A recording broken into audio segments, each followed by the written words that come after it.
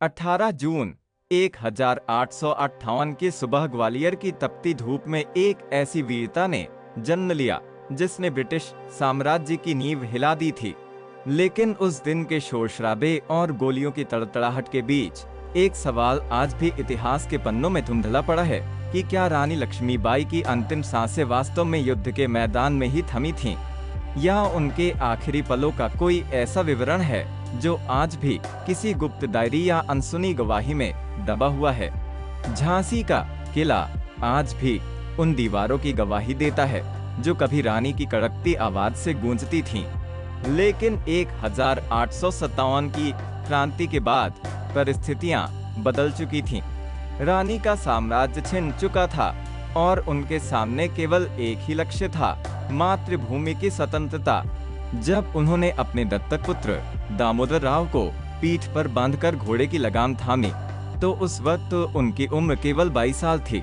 यह कोई किताबी कहानी नहीं, बल्कि एक युवा महिला का अपने अस्तित्व और अपने सम्मान के लिए लड़ा गया संघर्ष था। इतिहासकार अक्सर इस बात पर चर्चा करते हैं कि ग्वालियर की लड़ाई में रानी की मृत्यु अचानक हुई थी या यह एक सुनियोजित घेराबंदी थी। अंग्रेजों के आधिकारिक रिकॉर्ड, विशेष रूप से ह्यूग रोज के पत्र, एक अलग ही कहानी बयां करते हैं। उन्होंने रानी को एक ऐसी शत्रु बताया था जिसके साहस के सामने झुकना उनकी मजबूरी थी।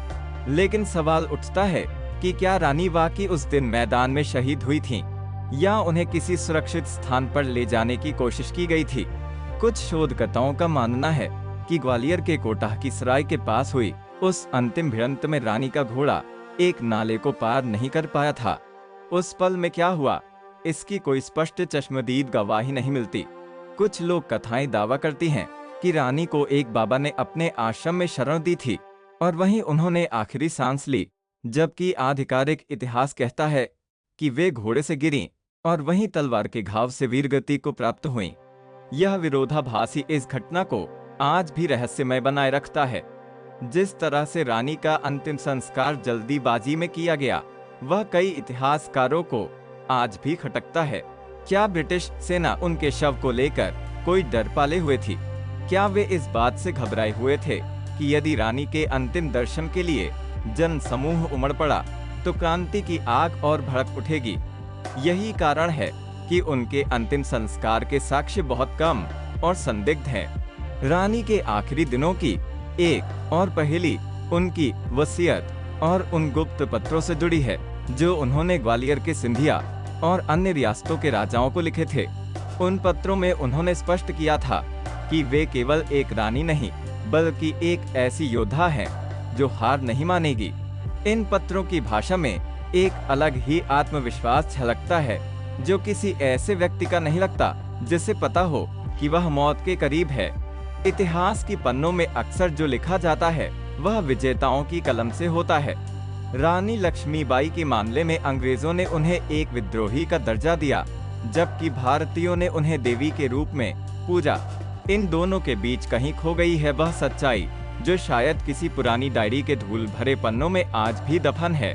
क्या कभी वो डायरी मिलेगी जो रानी ने अपने अंतिम महीनों में लिखी थी, या यह रहस्य हमेशा के लिए समय की धुंध में विलीन हो जाएगा?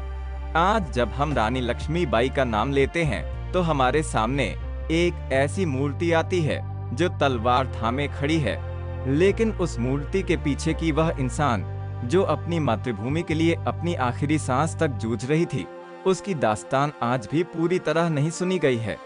सच तो यह है कि रानी लक्ष्मीबाई की वीरता का अंत उनकी मृत्यु से नहीं, बल्कि उस विरासत से होता है जो उन्होंने हमारे लिए छोड़ी है। इतिहास को पढ़ने का नजरिया केवल तारीखें याद रखना नहीं होता, बल्कि उन अनसुलझे सवालों के पीछे छिपे जज्बे को समझना होता है। आप इस बारे में क्या सोचते हैं कि क्या रानी लक्ष्मीबाई का अंतिम सच आज भी हमारे बीच कहीं छिपा है? अपनी राय कमेंट सेक्शन में जरूर साझा करें। ऐसे ही इतिहास के अनसुने रहस्यों के लिए चैनल को सब्सक्राइब करें, वीडियो को लाइक करें और इसे अपने दोस्तों के साथ शेयर जरूर करें।